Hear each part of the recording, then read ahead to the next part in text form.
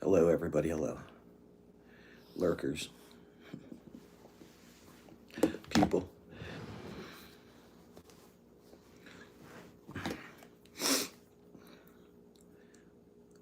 So it looks like there's some big things on the horizon, that's for sure. So I was going to talk about it today. What's going on? Kind of a weird time for a live stream, but I'm going to do it anyway. Give people a few minutes to get on here.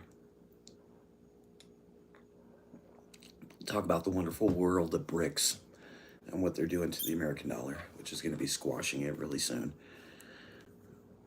They're definitely going to squash the American dollar.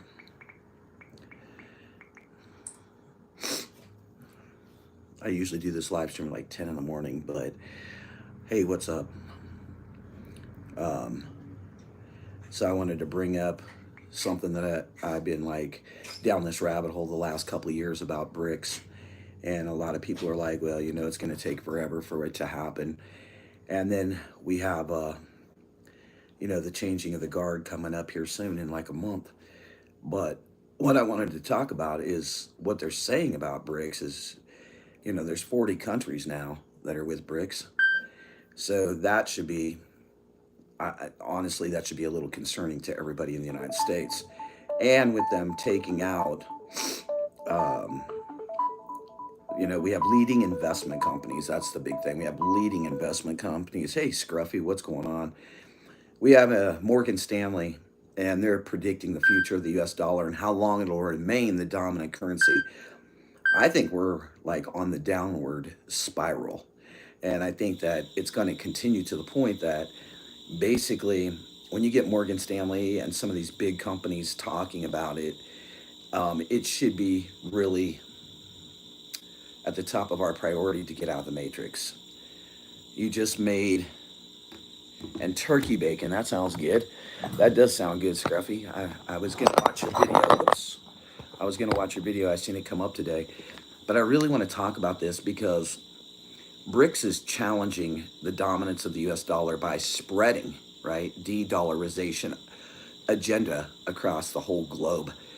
And right now there's 40 countries involved. How many more will jump on the bandwagon? The bloc is really pushing local currencies for trade and developing countries to sideline the U.S. dollar, which is going to be a major catastrophe around the world. And the interesting thing about this whole article that I was reading about Morgan Stanley predicting the future of the U.S. dollar is that they really, BRICS is leaning toward Russia. You know, they're really leaning toward Russia. And there's going to be several sectors that are going to be highly affected when BRICS ditches the dollar for trade.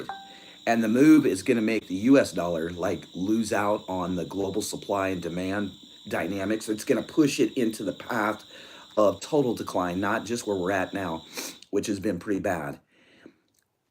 The bad thing is if the U.S. fails to import the dollar, inflation could hit the homeland here in the United States to even higher prices for like basic necessities, which I think is a huge, huge thing.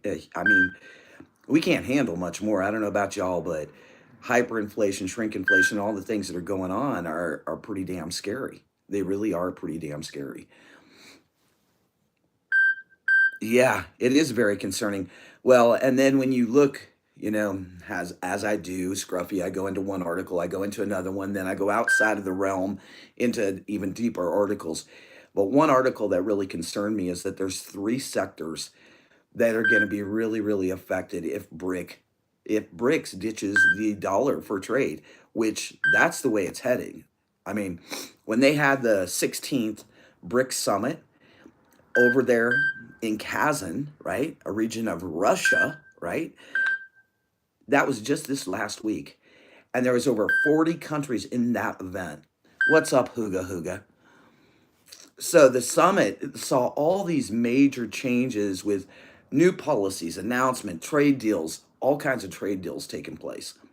And the mock-up of BRICS currency was gifted to none other than Russian President Vladimir Putin, indicating that there's this big alliance that is against the United States and is aiming to challenge the US dollar.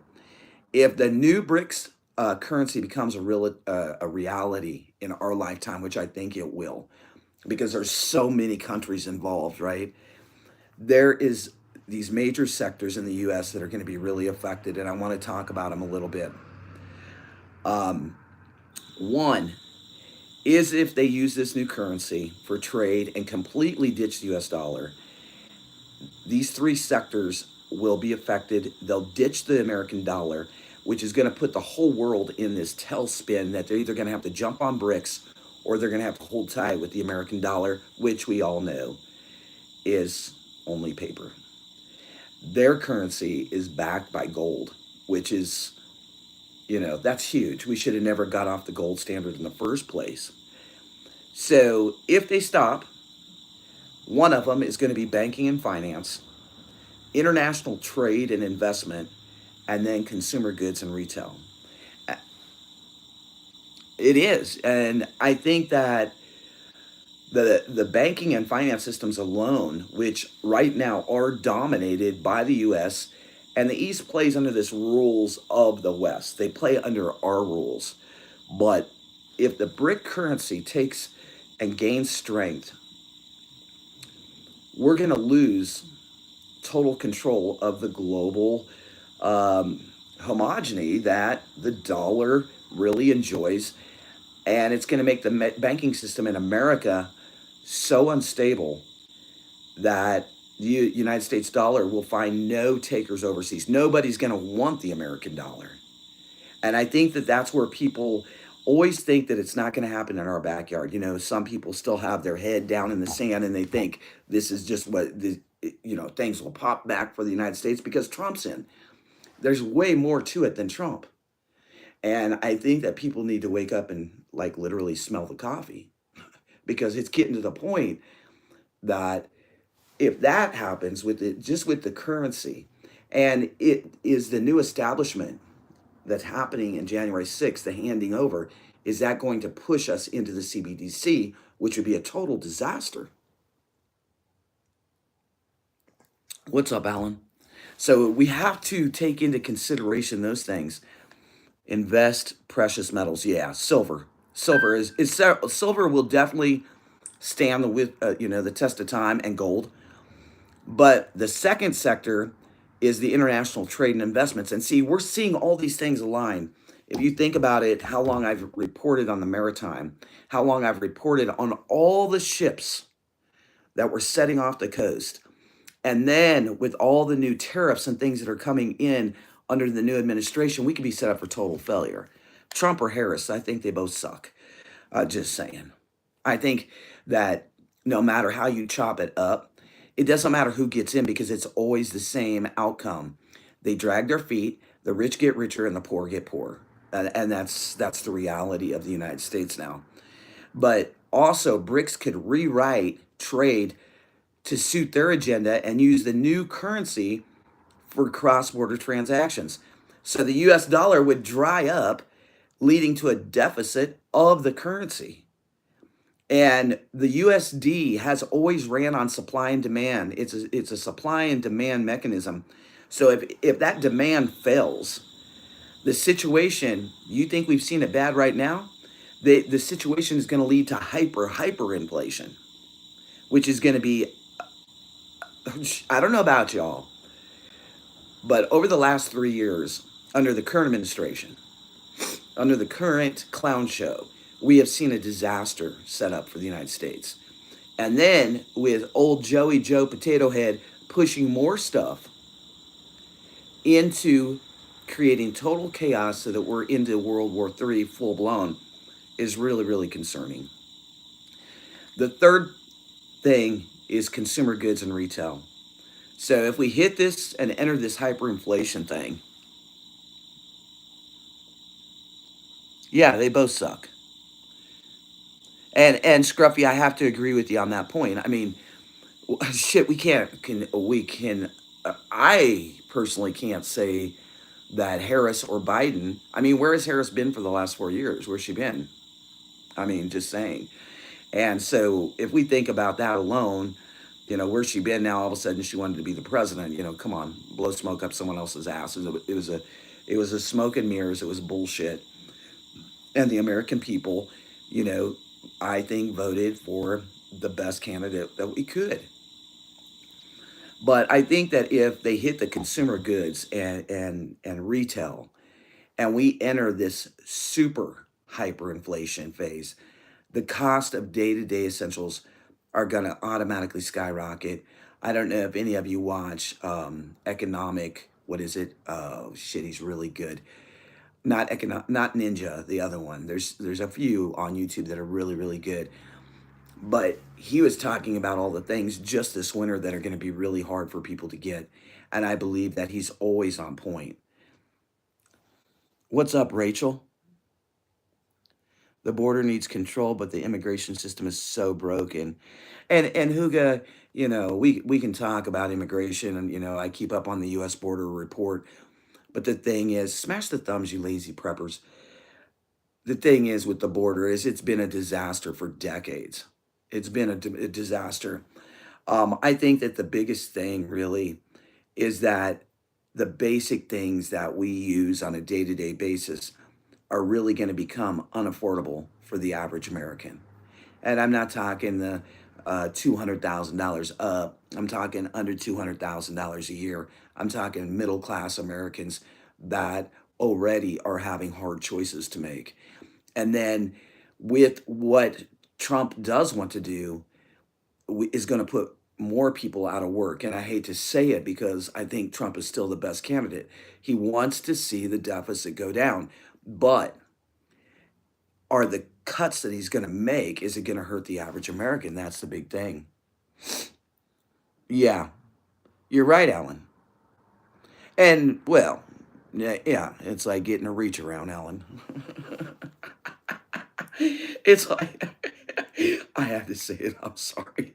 That's all that comes to mind is it's like they tell us one thing to get people to vote, and then the total opposite happens. I think the biggest thing is that the greenback is in the crosshairs of a major financial situation that could be dominated by the East. And honestly, every single country has only been able to go for so many years and then it falls. So I think that we are on the verge of the fall. We are at the tipping point where we're going to tip over. And I mean, it's just how it is. Yeah. Well, and Huga, that is a good point. I mean, that is a good point that, he's focused on things that are happening right here affecting Americans. Will he be able to stand on that and keep going? That's my problem with the whole situation, is because every time we get someone in office, all the lobbyists and all the people rally around them, and then once they're in office, the whole show changes, and we all should know this. But India, just a few minutes ago, under watcher.guru, great articles if you want to really go down the financial situation. But they made a major of an announcement on the US dollar. India has made a huge announcement about using the US dollar for global trade and transactions, which is huge. And this announcement just came when other countries wanted to end reliance on the US dollar. So India is a big player, so we'll see how that pans out. But there is this de-dollarization frenzy going on. And India confirmed just literally like 5 to 10 minutes ago that they will not actively target the US dollar, and it's not part of their national economic policy to do that. So, which is another good thing. But US banks are facing, listen to this number closely, folks. Hello, hello, Sunkissed. Listen to this number: 500 billion in losses as the de-dollarization grows. 500 billion. And I think this time, when the US dollar falls, the FDIC and the feds and all these folks are not going to be able to come in and rescue the US banking system, which is very scary. A lot of people want to take their money out of US banks. Is that a wise decision? to go and do a bank rush like what happened during the Great Depression. I will tell you this: I've pulled out after selling the cabin. I had a nice chunk of money in the bank, and I did pull it out and I invested into silver. And I think that silver is gonna hold up and stand up for us. And I think that that's the only thing that we really can rely on is to do something like that. I think that if we drag our feet, just like they always say, we have a narrow window of opportunity. Well, they have a narrow window of opportunity to squash us, and it's happening very quickly. If you look at the realm of things, since 2019, we're going into 2025. So 6 years that the COVID pandemic has still been hung over the Americans' heads, and we have not been able to regain our footing. So I really truly believe that it's going to end up at a breaking point where the United States is in a whirlwind of just total bullshit.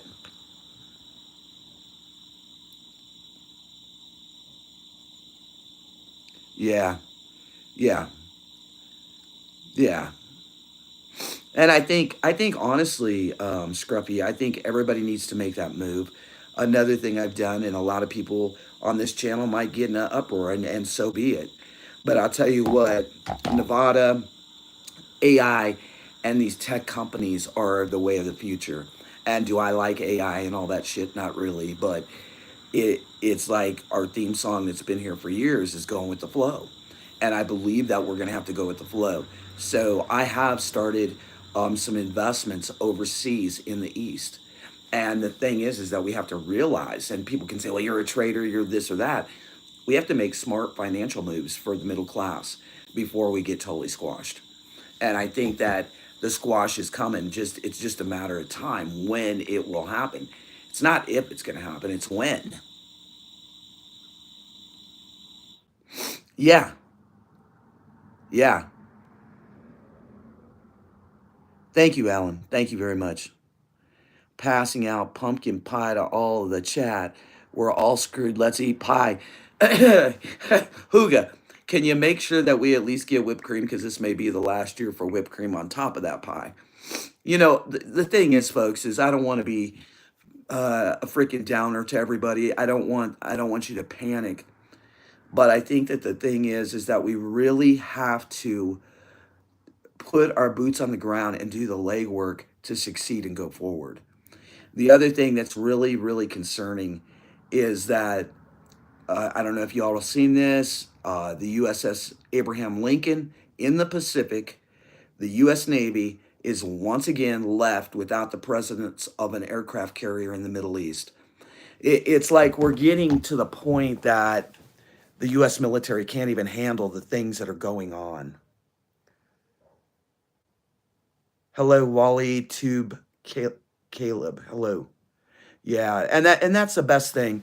I don't come on with all the doom and gloom like I used to, because I think that prepping is really about down to earth prepping. It's about really getting centered. It's about getting focused on each one of our journeys on the prepping train, right? Leaving footprints, the good old days I enjoyed as rare. Oh, you just keep changing your name. I think that right now, like honestly, with my new career and stuff, I don't have the time to be on YouTube like I used to because I have my boots on the ground. I'm saving. I'm saving more this last year than I've ever saved in my life because I feel that we live outside of our means. And I think that if we took those examples from our ancestors and lived within our means and put more away for the rainy day syndrome in a good way, I think that all of us would have that insurance policy.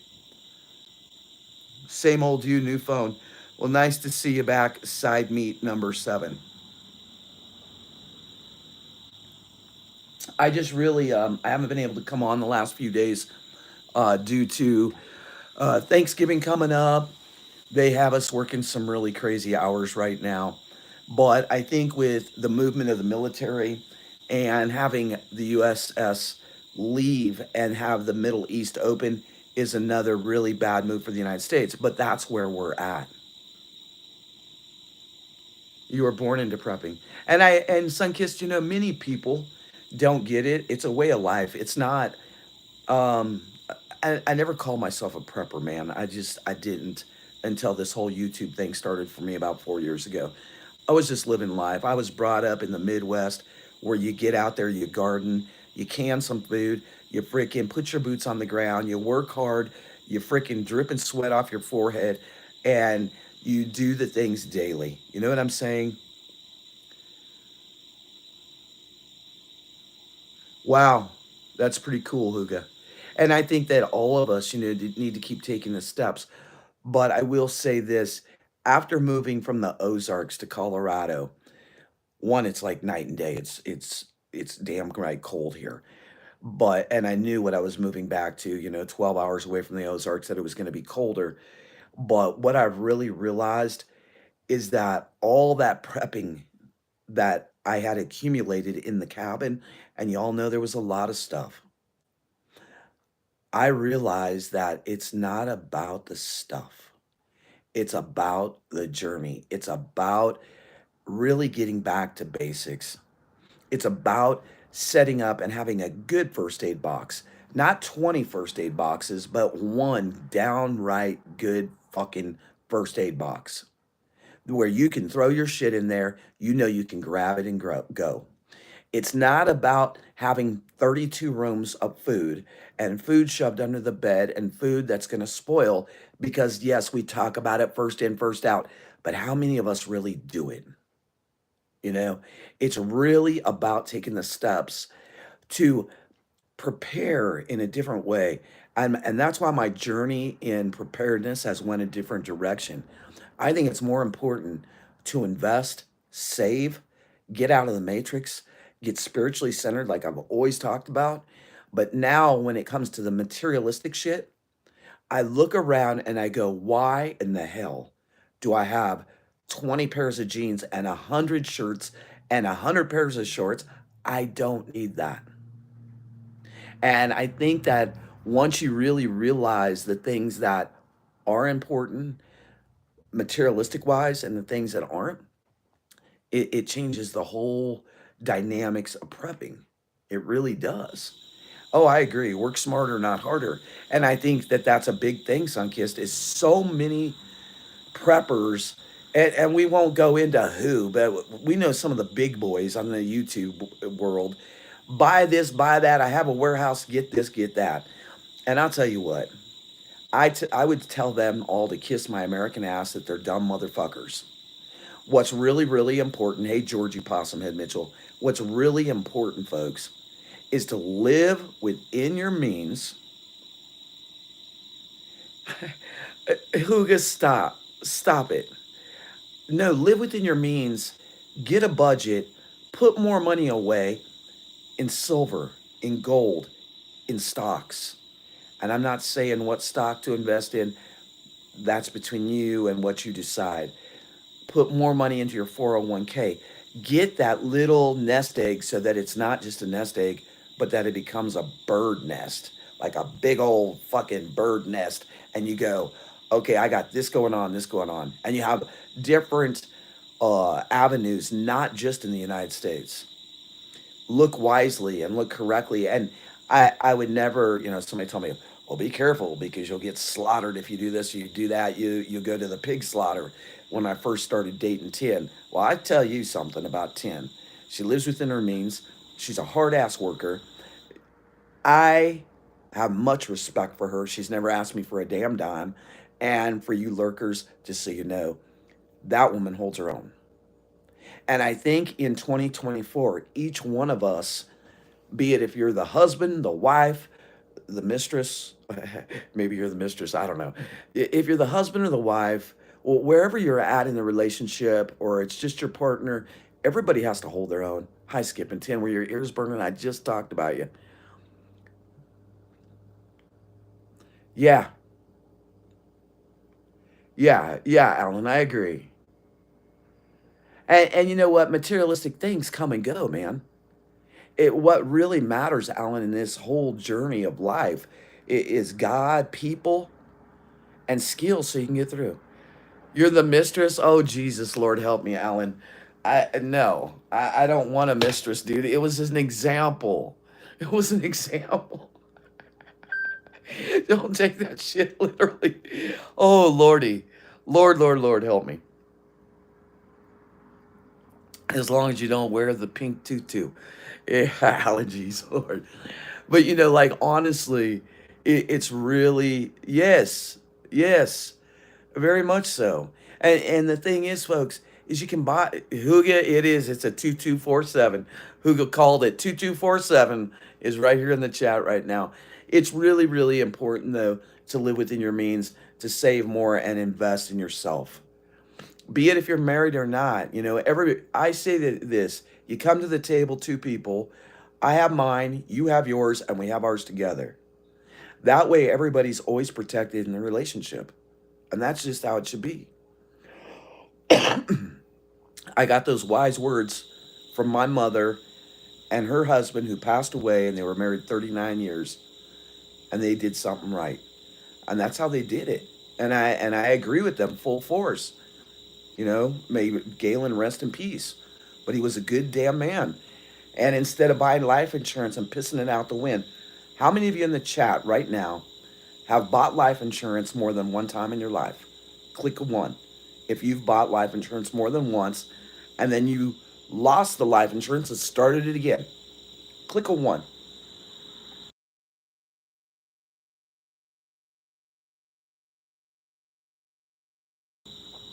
Nobody, John, you're going to have to find someone else to spoon with. I'm not doing it. I'm not doing no broke back mountain bullshit. Do I believe? Well, we're supposed to be the richest country in the world. So should we have free healthcare?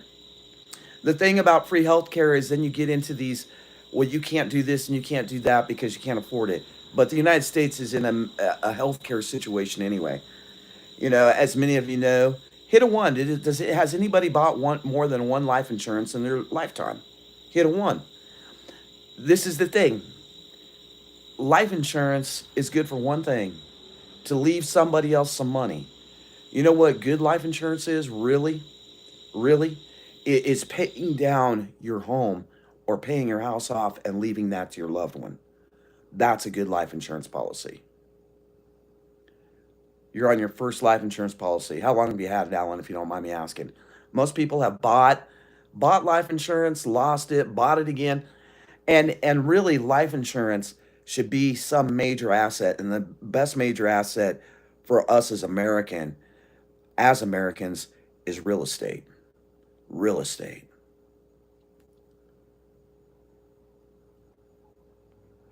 My a-hole ex has my insurance paperwork. Exactly, Huga. So it does you no good unless, well, it might do them good if they, you, but life insurance, it's better to have a piece of real estate. No, nobody. Okay, nobody. One last time, I'll be the spoon. You be the fork. I'll come up from behind. Okay? Yeah, yeah.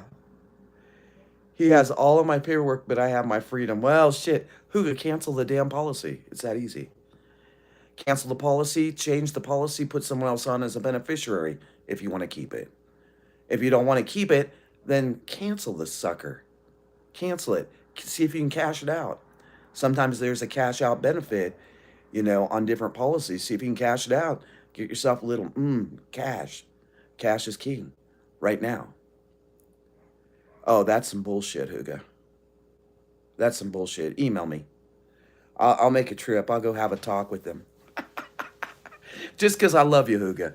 Skipping 10. Um, I, yeah, you most definitely can. Aside me, don't get John Galt going because he'll tell you maybe you could go be his little buddy. Because I'm not doing that thing again. He scared me last time. I just really wanted to say hi to everyone. I wanted to get you all thinking about living within your means and do the things that you need to do. Learn the skills.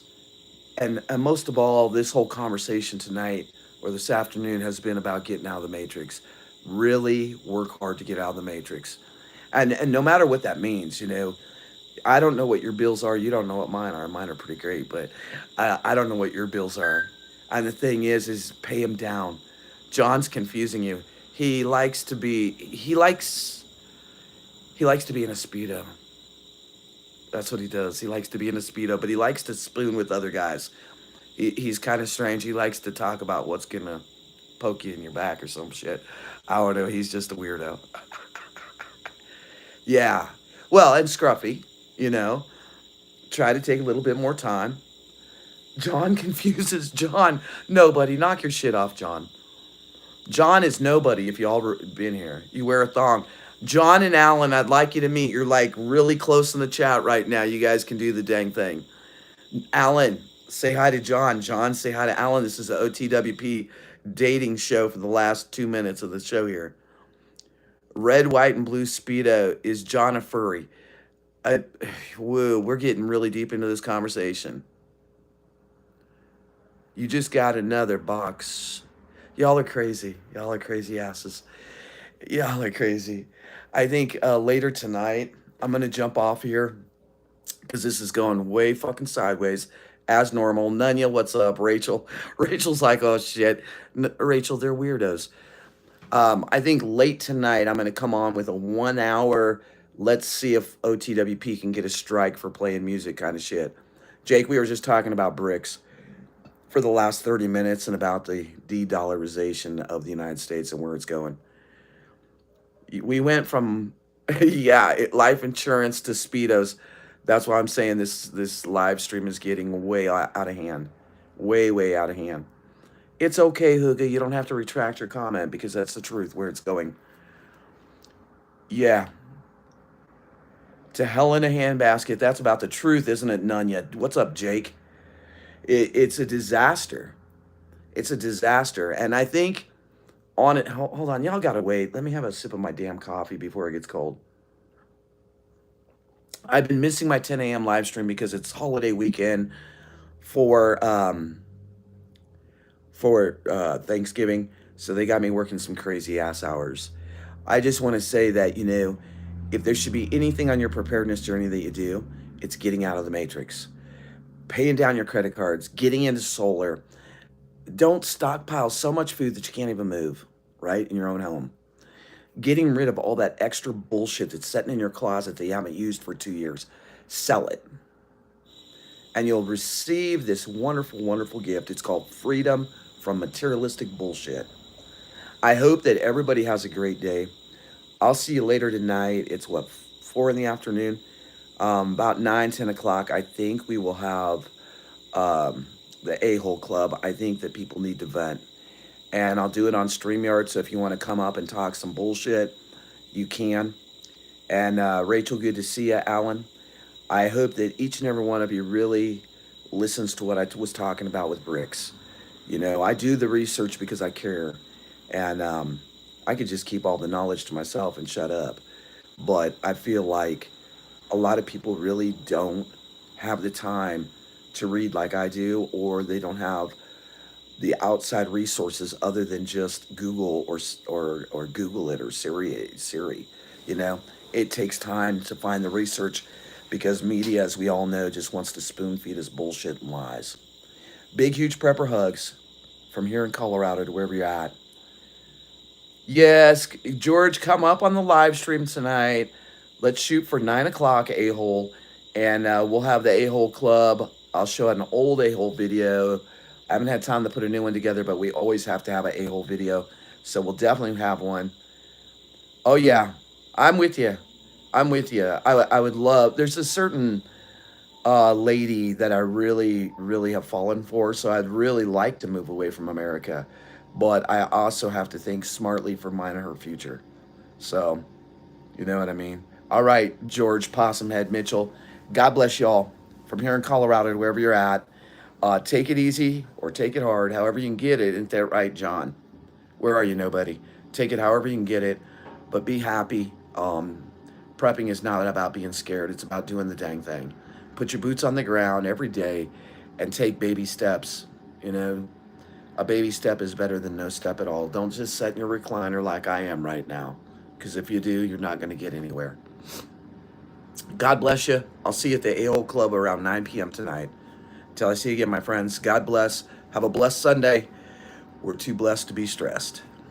Peace in the Middle East, and maybe peace in the United States.